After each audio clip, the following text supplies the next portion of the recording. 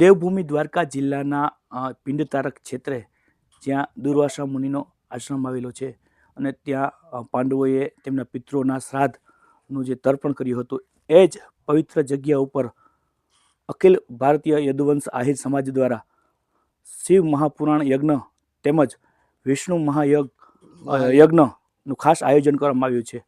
આ આયોજનની તૈયારીઓ કેવી છે એ ખાસ આપણે અહીંના જે ભાયાભાઈ ગોજિયા છે એમના પાસેથી આપણે જાણીશું।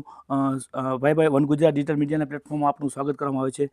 ખાસ કરી અને જે આ મહાપુરાણ યજ્ઞ અને વિષ્ણુ યજ્ઞ એ વિશે માહિતી આપો। આમાં ભગવાન શ્રી કૃષ્ણ પાસે પાંડવોએ પહેલાં ઘણા બધા તીર્થક્ષેત્રોમાં પિંડ તારક યજ્ઞ કર્યા હતા, તો એને ક્યાંય પ્રમાણ નહોતું મળ્યું।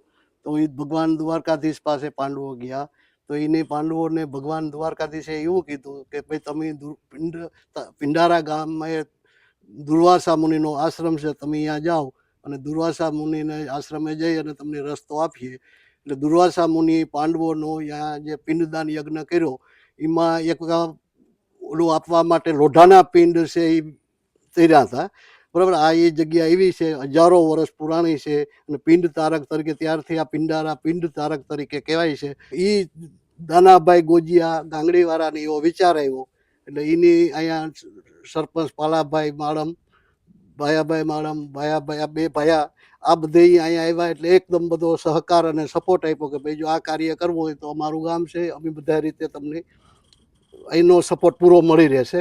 એટલે આ વાત સમાજ વચ્ચે મૂકી એટલે સમાજમાં બધા તૈયાર થઈ ગયા। અને બીજું મહત્વનું એ છે કે જે કંઈ વિષ્ણુ મહાયજ્ઞ છે યજ્ઞ, એમાં કોઈ પણ માણસે પોતાના પિતૃનું તર્પણ કરવું હોય તો એ માટેની અહીંયા વ્યવસ્થા રાખેલી છે। એટલે ખાસ આમાં એક બધા ભાઈઓને સમસ્ત ગુજરાતના આહિર સમાજ, અન્ય સમાજને પણ અમે આમંત્રિત કર્યા છે આ કાર્યમાં ભાગ લેવા માટે, હાજરી આપવા માટે।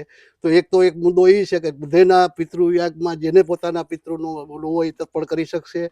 બીજું આખા સમાજે અહીંયા અમારે જે કંઈ મંડપને સર્વિસ બંનેનું જે આયોજન કર્યું છે એમાં 35,000 માણસ એકી સાથે કથા સાંભળી શકે એ રીતે ડોમની વ્યવસ્થા કરી છે। જમણવાર માટે પણ સતત હરિહર ચાલુ રહેશે। એટલે અહીંયા એક મોટો બેનિફિટ છે કે સમસ્ત આહિર સમાજ આ વખતે એકી સાથે મળી અને આ કાર્ય કરવા જઈ રહ્યા છે।